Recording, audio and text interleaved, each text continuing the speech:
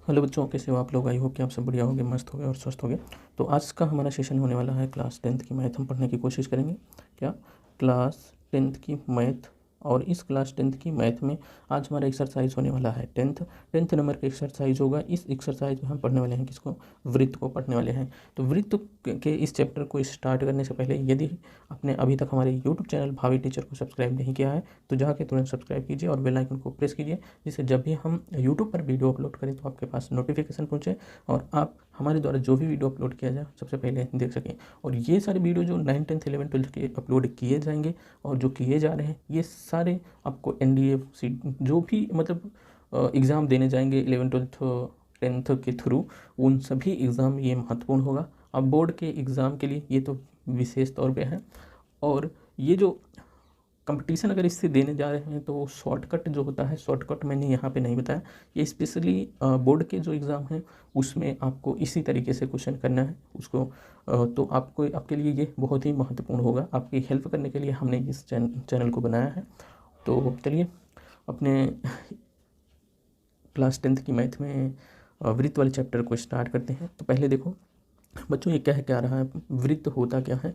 पहले तो वृत्त जाने क्या होता है। कोई एक पॉइंट हो, कोई समतल हो और उस समतल में कोई एक पॉइंट हो। इस पॉइंट से निश्चित दूरी पर, निश्चित दूरी मतलब कि एक अचर बिंदुओं का समूह हो। इस पॉइंट से निश्चित दूरी पर अचर बिंदुओं का क्या हो, समूह हो। ये चर बिंदुओं का समूह। ये देखो ऐसे ऐसे बिंदु होंगे, ये सब क्या होंगे, आपस में बहुत पास होंगे। तो ये क्या हो गया, कहने का मतलब हमारे हो गया कि ऐसे को कोई जो बिंदुओं का समूह समतल पर जिनसे केंद्र से क्या हो, सेंटर से इनकी दूरी क्या होगी, वो अचर होगी। मतलब इसका मतलब कि क्या हुआ, हमेशा ये हमेशा क्या होंगे, समान होंगे हर जगह। तो इसका मतलब क्या होगा बच्चों कि केंद्र से इन चारों तरफ जो है या बिंदुओं का जो समूह है यहाँ पे क्या इनकी डिस्टेंस क्या है, समान हो, समान है। तो ये क्या कहलाएगा बच्चों, ये क्या कहलाएगा, वृत्त कहलाएगा। क्या कहलाएगा, वृत्त कहलाएगा। अब वृत्त में हम प्रतिच्छेद कुछ रेखा क्या वृत्त को कुछ रेखाएं प्रतिच्छेद करती हैं, उनके बारे में भी चर्चा कर लेते हैं। जैसे यहाँ पे पहला क्या कहा गया है कि अगर PQ कोई रेखा है, PQ कोई रेखा है, अगर वृत्त के बाहर से गुजर रही है, ये क्या हो गया बच्चों, ये हो गया वृत्त अपना, ये हो गया आपका बच्चों वृत्त हो गया। और इस वृत्त के बाहर देखो बच्चों, P की एक रेखा ऐसे जा रही है, तो क्या ये वृत्त को कट कर रही है, वृत्त को छू भी नहीं रही है। इसका मतलब ये हुआ, क्या हो गया, ये अप्रतिच्छेदी रेखा हो गई। क्या हो गई बच्चों, अप्रतिच्छेदी रेखा। क्या हो गई, यहाँ देखो अप्रतिच्छेदी रेखा हो गई। और यहीं छेदक रेखा, छेदक रेखा क्या होगी बच्चों, ये वाली क्या होगी, छेदक रेखा होगी। छेदक रेखा हमें क्या पता हो गया, पता ये हो गया कि कोई वृत्त अगर दिया गया है, कोई अगर वृत्त दिया गया है और इस वृत्त पर अगर कोई पॉइंट A B है और इस A और B पर P और Q रेखा क्या है, प्रतिच्छेद कर रही है, मतलब कट कर रही है, इसको वृत्त को कट कर रही है किस पे, A और B पॉइंट पे। तो ये क्या होगी, PQ क्या होगी, प्रतिच्छेदी रेखा कहलाएगी। कब, मतलब छेदक रेखा कहलाएगी या प्रतिच्छेदी रेखा कहलाएगी कब, जब ये इस तरीके से कहीं दिया रहेगा।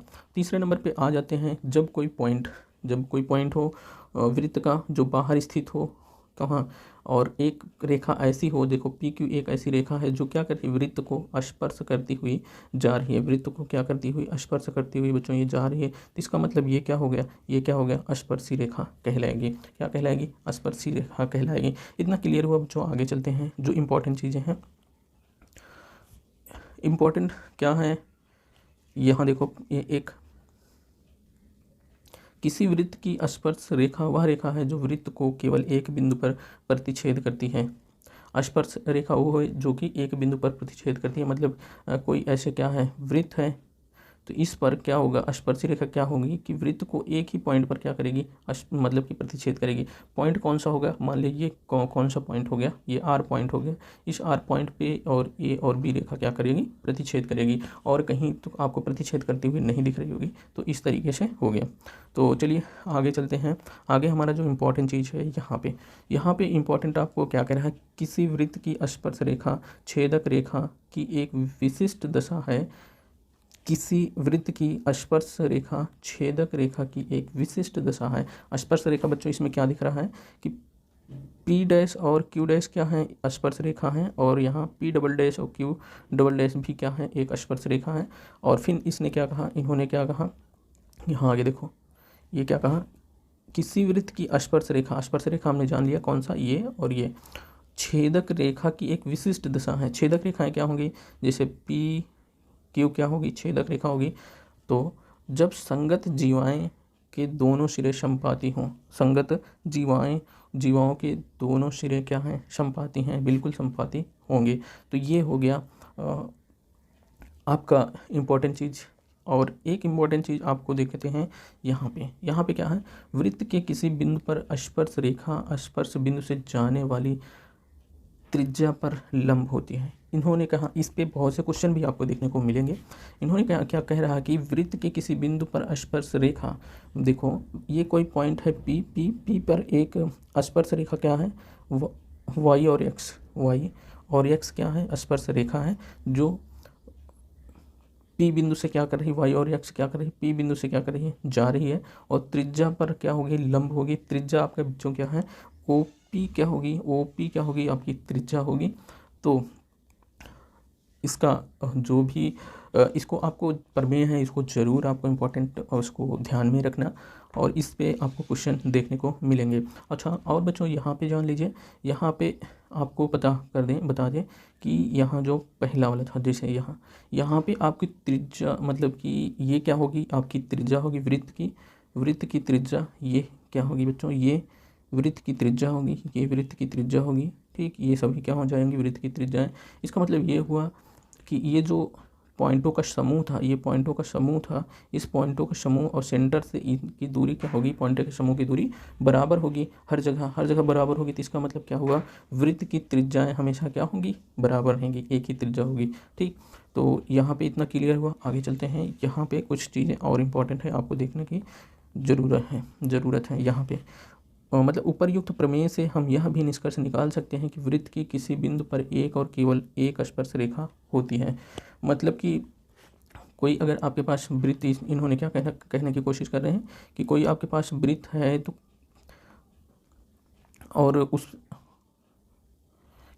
कोई आपके पास वृत्त है तो कोई ये पॉइंट है, मान लेते हैं कहाँ, यहाँ मान लेते हैं आपके पास कोई पॉइंट है, तो इस पे केवल और केवल एक ही स्पर्श रेखा होगी। क्या होगी, केवल एक ही स्पर्श रेखा होगी, केवल केवल स्पर्श रेखा होगी। ठीक, इतना क्लियर हुआ। उसके बाद आगे देखो क्या कह रहा है, स्पर्श बिंदु से त्रिज्या को समाहित करने वाली रेखा वृत्त के उस बिंदु पर अभिलंब भी कहते हैं।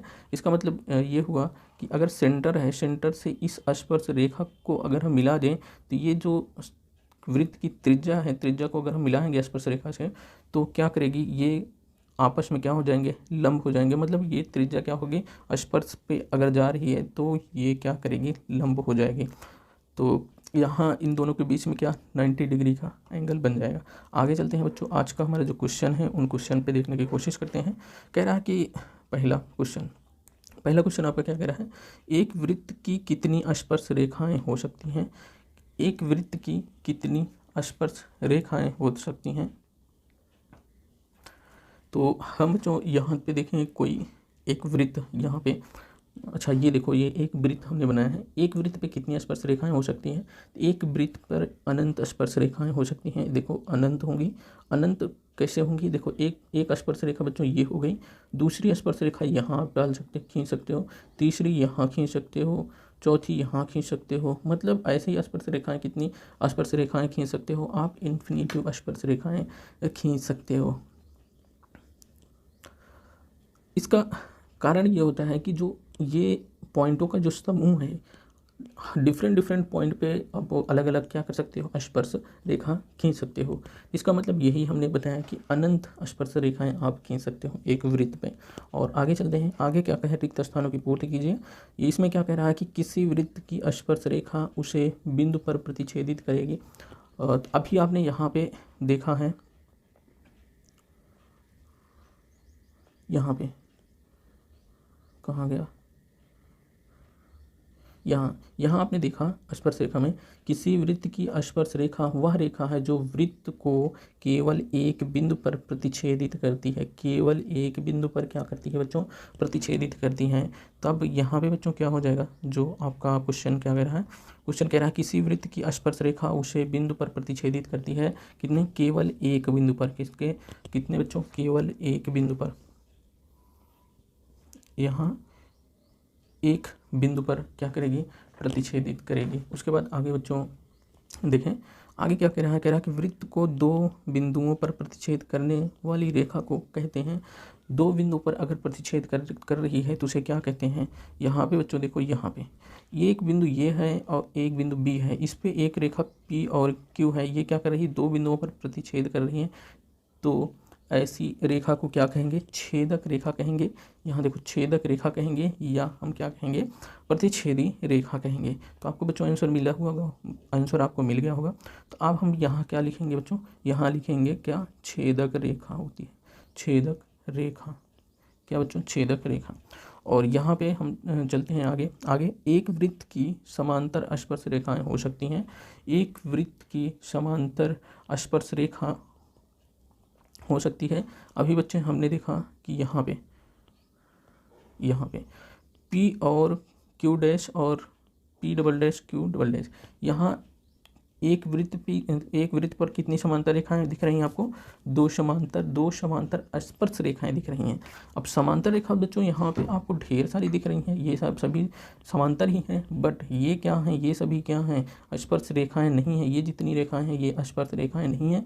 स्पर्श रेखा आपको एक तो ये वाली स्पर्श रेखा है और दूसरी ये वाली स्पर्श रेखा है। इसका मतलब ये हुआ बच्चों कि अगर कोई वृत्त है तो वृत्त पे कितनी जो समांतर स्पर्श रेखाएं खींची जा सकती हैं, वृत्त पर दो समांतर स्पर्श रेखाएं खींची जा सकती हैं। तो आप बच्चों यहाँ पे डालोगे क्या, दो, क्या बच्चों, दो डालोगे, ठीक। अब उसके बाद आगे चलते हैं। आगे अपना क्या है कि वृत्त तथा उसकी स्पर्श रेखा के उभयनिष्ठ बिंदु को कहते हैं, वृत्त तथा उसकी स्पर्श रेखा के उभयनिष्ठ बिंदु को क्या कहते हैं, उसको कहते हैं हम स्पर्श बिंदु। क्या कहते हैं, स्पर्श बिंदु कहेंगे। ये बच्चों ये कैसे होगा, देखो एक आपके पास वृत्त है, कह रहा है कि वृत्त तथा उसकी स्पर्श रेखा मतलब बच्चों ये होगी क्या, एक स्पर्श रेखा होगी इसको, और उभयनिष्ठ बिंदु मतलब कोई पॉइंट ये होगी। उभयनिष्ठ का मतलब बच्चों कि वो स्पर्श रेखा पर भी हो और वो वृत्त पर भी हो, तो यहाँ एक पॉइंट होगा जो क्या होगा, उभयनिष्ठ होगा। तो ये पॉइंट कौन सा पॉइंट होगा, ये स्पर्श बिंदु वाला पॉइंट होगा, स्पर्श बिंदु होगा, ये पॉइंट क्या होगा, स्पर्श बिंदु होगा। इतना बच्चों क्लियर हुआ। आगे चलते हैं। आगे आपका आता है 3 नंबर का क्वेश्चन। 3 नंबर का क्वेश्चन बच्चों आता है कि कह रहा 5 सेमी त्रिज्या वाले एक वृत्त के बिंदु P पर स्पर्श रेखा PQ, कहने की कोशिश क्या कर रहा है, यहाँ पे देख लेते हैं। जैसे हमने क्या बना दिया, एक वृत्त बना दिया, और यहाँ क्या है, एक स्पर्श रेखा है PQ। देखो क्या, 5 सेमी त्रिज्या वाले एक वृत्त, अच्छा इसकी त्रिज्या ये यहाँ से यहाँ तक कितना, 5 सेंटीमीटर है। 5 सेंटीमीटर त्रिज्या वाले वृत्त पर P पर स्पर्श रेखा PQ, हमने बच्चों देखो P पर स्पर्श रेखा क्या हो गई, PQ हो गई। उसके बाद O से जाने वाली एक रेखा से, O मतलब ये है बच्चों, O मतलब ये है, तो ये क्या होगा, O से जाने वाली एक रेखा से बिंदु Q पर इस प्रकार मिलती है, मतलब O से कोई एक ऐसी रेखा जा रही है जो Q पर क्या करती है, मिल रही है। तो क्या करें, Q पर इस प्रकार मिलती है कि OQ कितना हो जाता है, 12 सेंटीमीटर। तो इसका कितना, 12 सेंटीमीटर ये हो जाती है। और PQ की लंबाई बच्चों ज्ञात करना है, मतलब हमें ज्ञात क्या करना है, हमें ज्ञात करना है यहाँ से लेकर के यहाँ तक की पूरी डिस्टेंस हमें निकालना है। तो चलो बच्चों आगे देखते हैं। चूँकि हम जानते हैं, हम अभी ऊपर पढ़े थे यहाँ पे देखो बच्चों, यहाँ पे हमने पढ़ा था कि वृत्त के किसी बिंदु पर स्पर्श बिंदु से जाने वाली त्रिज्या पर लंब होती है। लंब होने का मतलब क्या होगा बच्चों, ये क्या होगा, यहाँ पे 90 डिग्री का कोण बनाएगा। त्रिज्या जो है स्पर्श पे क्या है, लंब है, लंब है तो इनके बीच 90 डिग्री का कोण बन रहा है। अगर और यहाँ पे देखो ये अगर इसको ये मिला दिए हैं तो ये कैसा दिख रहा है, एक समकोण त्रिभुज दिख रहा है बच्चों, एक समकोण त्रिभुज दिख रहा है। तो उसी प्रकार यहाँ पर बच्चों क्या, ये भी क्या होगा, एक समकोण त्रिभुज दिख रहा है, एक समकोण त्रिभुज दिख रहा है। क्यों, क्योंकि पी क्यू क्या है, स्पर्श रेखा है, पी क्यू क्या है, स्पर्श रेखा है, और आर क्या है, इस पर लंब रहेगा। आर क्या होगा, इस पर लंब रहेगा, मतलब ओ पी क्या है, स्पर्श रेखा पर लंब है। तो अब ये एक समकोण त्रिभुज बन रहा है, तो हम इसमें पाइथागोरस प्रमेय लगाएंगे। अब यहाँ बच्चों लिखेंगे हम क्या, त्रिभुज ओ पी क्यू में कोण पी क्या है, 90 डिग्री है, कोण पी क्या है, 90 डिग्री है। अतः त्रिभुज ओ पी क्यू समकोण होगा, समकोण त्रिभुज होगा। अब बच्चों जब त्रिभुज समकोण होगा तो पाइथागोरस प्रमेय से, तो पाइथागोरस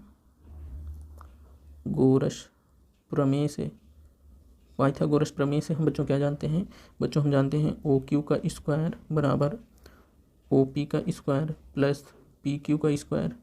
ओ क्यू आपके पास बच्चों कितना दिया है, 12 का स्क्वायर, ओ पी कितना बच्चों है, 5 का स्क्वायर, पी क्यू कितना है, पी क्यू का स्क्वायर।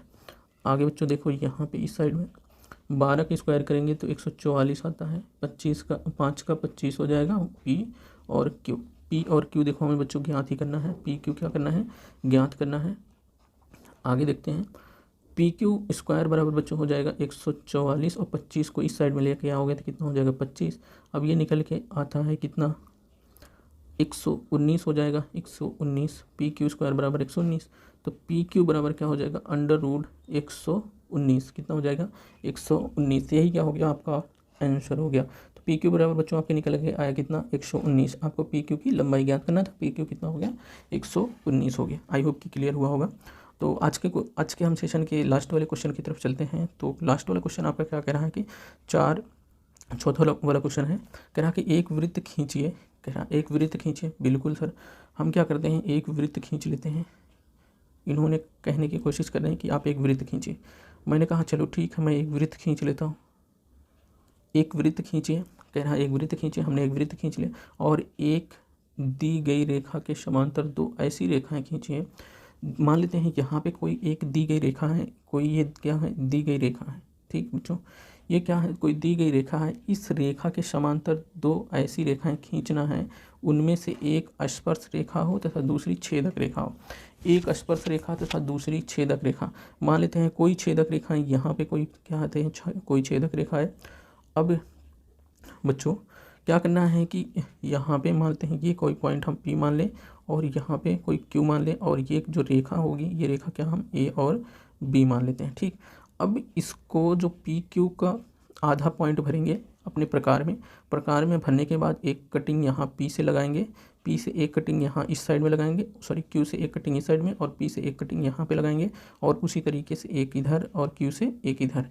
और इसको जब हम मिलाएंगे बच्चों तो आपके पास कुछ निकल के आएगा। तो ये देखो निकल के आया ना, इसका मतलब ये हुआ बच्चों कि जब ये कटा तो ये एक दूसरे के ऊपर परपेंडिकुलर हमें दिखना चाहिए। मतलब जो AB रेखा है उस पर क्या हम जो ये रेखा खींच रहे हैं वो क्या रहेगी, परपेंडिकुलर रहेगी। और ये परपेंडिकुलर रहेगी तो इसका मतलब ये स्पर्श रेखा पर भी होगा, ऐसे रहेगी। तो हम क्या कर रहे हैं, एक स्पर्श रेखा आपकी कहाँ से खींचना है, एक स्पर्श रेखा आपको यहाँ से जाएगी, कहाँ से, यहाँ से जाएगी। तो अब बच्चों ये क्या हो गया आपको कि, और हाँ इसका केंद्र क्या है, इसका केंद्र O हो गया। हमने देख लिया ये जो रेखा होगा ये क्या होगा, स्पर्श रेखा होगा, ये क्या होगा, स्पर्श रेखा होगा। और ये क्या होगा, छेदक रेखा हो जाएगी, ये क्या हो जाएगी, छेदक रेखा हो जाएगी। आई होप कि बच्चों क्लियर हुआ होगा यहाँ तक का। आपको इसमें मैं जान रहा था कि बच्चों आपको ये भरने में भले बहुत ही आप जो आंसर से देख करके भर सकते हैं, लेकिन आपको रटने की कोई ज़रूरत नहीं है। हमने आपको समझाने की कोशिश की है कि आप कैसे कैसे इसको फिलअप करेंगे। और आपको जो क्वेश्चन एक अच्छा था, क्वेश्चन 3 नंबर का क्वेश्चन अच्छा था, इसको हमने किया। 4 नंबर का क्वेश्चन भी अच्छा था, इसको भी हमने किया। और जो था उसको आप कहीं से भी देख करके भर सकते थे, लेकिन आपको जो समझने का, जो देखने का एक दृष्टि नज़रिया चाहिए था, उसको हम कोशिश कर रहे हैं कि आपको बेटर बनाएं। तो चलिए दोस्तों, इस वीडियो में इतना ही, अगले वीडियो में फिर मिलते हैं, तब तक के लिए जय हिंद।